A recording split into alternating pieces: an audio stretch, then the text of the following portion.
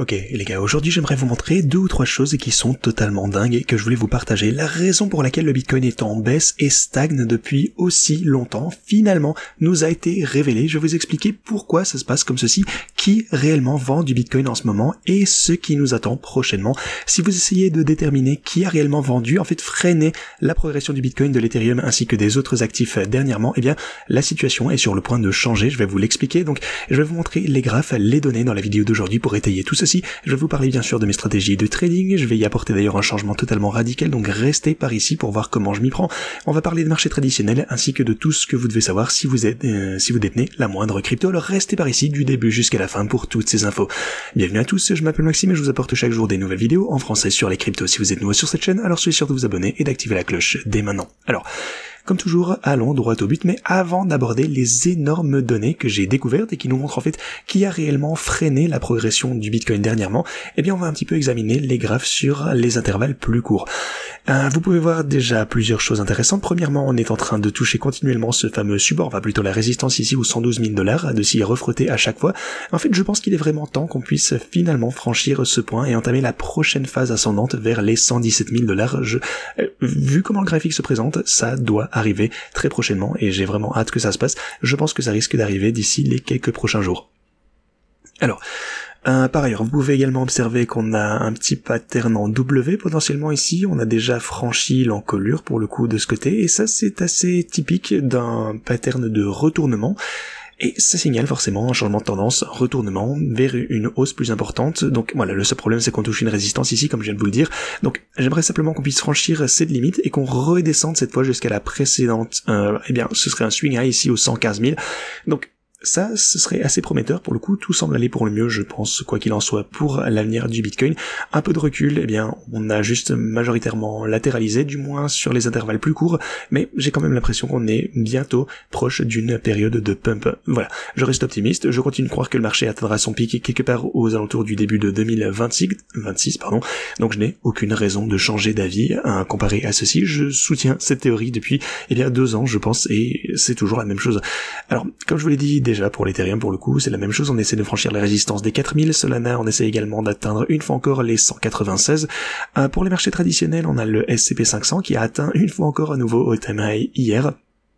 Donc voilà, il est également important de noter que les marchés traditionnels continuent de bien se comporter et que l'argent va sûrement un jour ou l'autre affluer vers le Bitcoin. Souvenez-vous en fait toujours de ce que je vous ai dit, c'est juste des plus gros capitaux vers les plus petits capitaux. Déjà, on a la dépréciation, la hausse et puis la baisse de l'or, les mouvements latéraux, puis un pullback, l'argent qui afflue du SCP500 et puis le Bitcoin. Donc je pense vraiment que tout se déroule comme prévu. En fait, c'est l'or qui va bientôt déverser ses liquidités vers les cryptos. Et comme je vous l'ai dit, j'ai quelques points également à aborder concernant les raisons de cette stagnation ainsi que l'avenir du Bitcoin ainsi que des cryptos. Mais tout d'abord, concernant mes stratégies de trading, on est toujours en positif de 1,4 million. Mon portfolio de bull market est en baisse de 26 000, donc bon, pas trop d'inquiétude tout de même de ce côté. Mais grosse mise à jour importante concernant mes stratégies, c'est que j'ai pris la décision, bon, comme vous savez, j'ai pris un petit peu de temps pour définir un nouveau plan concernant, en quelque sorte, comment m'y prendre pour récupérer avec les bots et les actifs que je compte utiliser comme stratégie principale. Est-ce que je vais réintégrer XRP? Bon, la réponse est oui pour le coup. Alors, ce que je vais faire, c'est que je vais ajouter XRP et je vais ajouter BNB. Alors, même si effectivement XRP a tout de même connu un énorme pullback de plus de 60% en l'espace de très peu de temps. Bon, vous connaissez ce qui s'est passé il y a 2 semaines de cela, le bot a été donc liquidé forcément, mais le fait est que ce bot XRP était juste incroyablement rentable, il avait réalisé des gains absolument phénoménaux.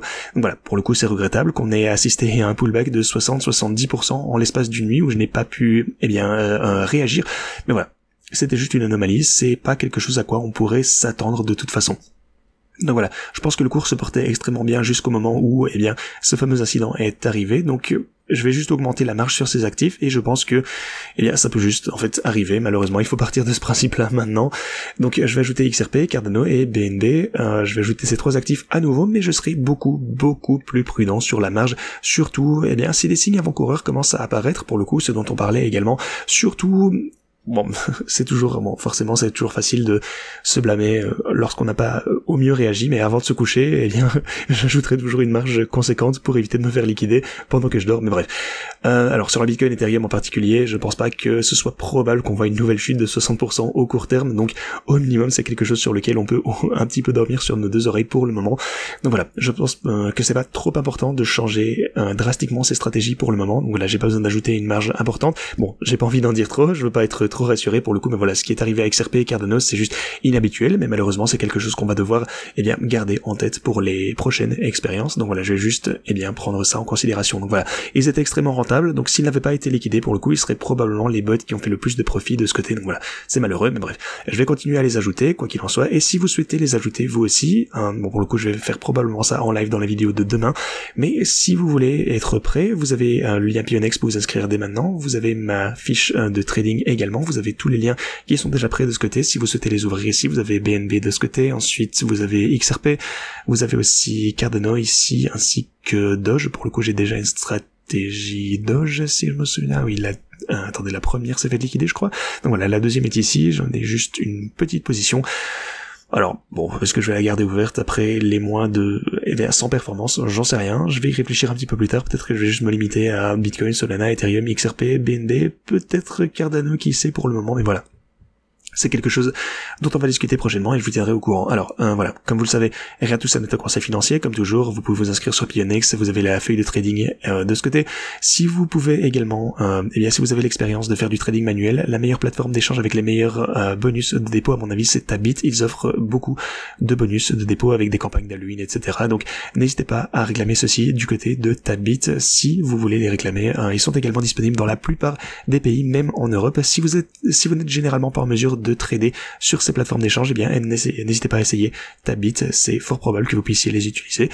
Et ensuite, vous pourrez forcément débloquer ces bonus de dépôt. Ok, ceci dit, on continue. Alors cette semaine, on va se concentrer sur la décision des taux de la Fed, la conférence de presse de Jerome Powell. On a jeudi, bien sûr, la rencontre entre Trump et le président chinois, et tout ce qui est avec la guerre commerciale. Donc voilà un petit peu ce que je surveille pour cette semaine, mais on va maintenant se pencher sur la raison pour laquelle on est en train de chuter, parce que j'ai des raisons très importantes à partager avec vous. On a Jordi Alexander qui a en fait émis une théorie, et il pense que la seconde moitié de 2025 aura été marquée par une importante redistribution des anciennes whales.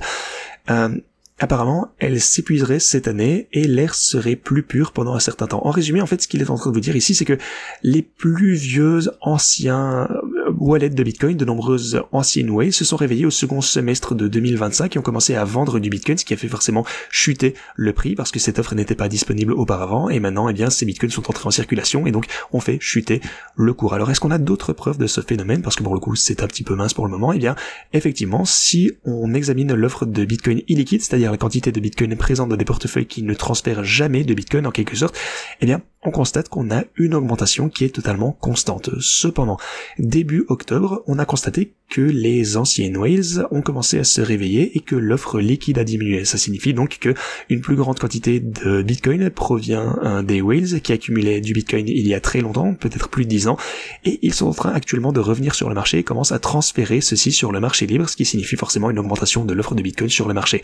Et j'ai également d'autres preuves de ce phénomène. Par exemple, si vous considérez 2025, on peut constater un record de mouvement de Bitcoin des anciennes whales.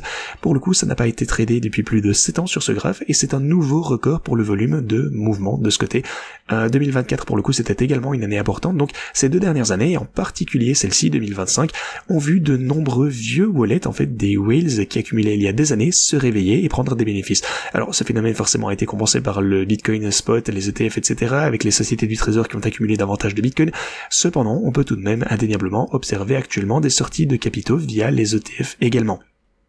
Alors, ces sorties se produisent du côté des ETF, on a les whales qui vendent également du Bitcoin. Alors certes le prix a chuté, mais regardez ceci, pourtant chaque fois qu'on a observé des sorties de capitaux, ça a généralement coïncidé avec un bottom, en tout cas un plancher local pour le Bitcoin. Vous pouvez voir que les sorties de capitaux ici sont en rouge, on va voir maintenant quelques sorties précédentes d'ailleurs, et vous pouvez observer que on a des sorties de capitaux ici vers un précédent all-time high, sortie de capitaux également proche du bottom, et on remonte pareil de ce côté et on remonte, sortie ici et puis pump, outflows également de ce côté, et puis on remonte Donc vous pouvez vraiment voir que cette tendance se poursuit lorsque des sorties de capitaux des ETF se produisent sur une période plutôt prolongée, qui a tendance à être exponentielle. Eh bien, ça conduit généralement à ce qu'on pourrait considérer comme un plancher local au minimum. Et les données ne s'arrêtent pas ici. Pour le coup, on observe généralement ensuite une hausse après ça. Donc, le Bitcoin est dans une zone qu'on pourrait juger de sous-évaluer selon différents indicateurs. Et d'ailleurs, si vous voulez voir autre chose, on peut observer les flux des ETF, c'est-à-dire les sommes accumulées grâce à eux, et vous les comparez au cours du Bitcoin. Et vous pouvez constater que généralement ça a tendance à être assez corrélé. Autrement dit, lorsque les ETF achètent du Bitcoin, le cours du Bitcoin suit généralement, et le Bitcoin monte en spot également. Et il y a une corrélation très étroite pour le coup, et on peut facilement comprendre pourquoi. Mais si vous regardez où on se trouve actuellement, il y a un écart beaucoup plus important entre les deux. Le prix attendu, en tout cas basé sur les flux des ETF, est censé être de 120 000 $. Or, pour le moment, on est à 108 000 plus ou moins. Et ceci indique que le Bitcoin est actuellement sous-évalué par rapport à la valeur qu'on devrait pouvoir observer, en tout cas sur certains marchés, via les afflux d'ETF en tout cas. Donc, je pense vraiment que toutes ces données vous montrent que le Bitcoin est sous-évalué actuellement. Bon, vous voyez l'or également. Un énorme exode vers les stocks pour le moment, le marché boursier à partir de l'or, et ça ne peut arriver que vers le Bitcoin par la suite. Donc je pense qu'on a beaucoup d'opportunités actuellement. Le cycle de 4 ans pour moi n'existe plus, je vous le répète une fois encore. Il ne s'agit pas vraiment d'un cycle de 4 ans, mais plutôt de la situation macroéconomique. Et je pense qu'on est actuellement dans une excellente situation. Pour le coup, tout est en train de s'aligner pour finalement voir la phase finale explosive de ce marché. Donc le resserrement quantitatif va bientôt cesser. En 2021, pour le coup, souvenez-vous, le cycle s'est arrêté lorsque la Fed a lancé son cycle de hausse de taux les plus agressifs de son histoire. Et en 2025, elle a baissé, plutôt assoupli significativement les taux. Donc, tous ces éléments vont vraiment converger dans les prochains mois à venir. La Fed va mettre fin à ce resserrement quantitatif, et je vous ai également dit que j'ai plus de preuves d'ailleurs à l'appui. Par exemple, actuellement, on a les réserves bancaires de la Fed qui sont à leur niveau le plus bas de 2930 milliards de $, soit le deuxième plus bas niveau depuis janvier 2023. Et ce niveau correspond en fait presque au creux qu'on a observé à 2930 milliards, et ça a été enregistré juste avant la crise bancaire il y a pas longtemps. Donc soit le niveau qu'on a pu observer durant cette fameuse crise des banques régionales. Souvenez-vous ce qui s'est passé avec la crise, la Fed a commencé simplement à stimuler l'activité et à s'emballer en fait en injectant des liquidités, et ça a entraîné une hausse des crypto-monnaies étant donné que ils imprimaient de l'argent pour sauver les banques. De plus, ça va probablement empêcher la Fed de réduire son bilan également. Donc si vous prenez en compte le fait que la Fed va probablement cesser de réduire son bilan, ce qui impliquera forcément davantage de stimulation, à un moment où de toute façon elle va être plus ou moins obligée de réduire ses taux d'intérêt avec les macros, tout est à un niveau record. En fait, je pense que tout est en train d'accélérer actuellement, donc vraiment juste surveiller le Bitcoin, l'Ethereum, les cryptos principales tous les jours. Il y aura de la volatilité, certes, mais je pense qu'on risque de vivre quelque chose d'extraordinaire et d'explosif dans les mois à venir. Donc, JP Morgan va également permettre à ses clients institutionnels d'utiliser du Bitcoin et Ethereum comme garantie, ce qui est juste absolument énorme. Ça signifie qu'ils pourront prêter contre leurs cryptos, ce qui leur permettra en fait d'intégrer davantage le Bitcoin, Ethereum, etc. à l'écosystème de la TradFi, de la finance traditionnelle. Donc, bon ou mauvais, ça signifie simplement pour nous plus de liquidité et une meilleure raison de holder du Bitcoin, de l'Ethereum, etc. Voilà. Une fois encore, si vous souhaitez participer à mes stratégies de trading, assurez-vous de vous inscrire. Bon, pour le moment, on a Bitcoin, Cardano, XRP, BNB, Ethereum évidemment. Je vous montrerai encore ceci dans la vidéo de demain, mais n'hésitez pas à préparer votre compte Pionex. Si vous souhaitez les ouvrir, vous pouvez bien entendu le faire via la feuille de trading, mais j'aborderai ceci en détail dans la vidéo de demain. Merci beaucoup d'avoir regardé et à la prochaine.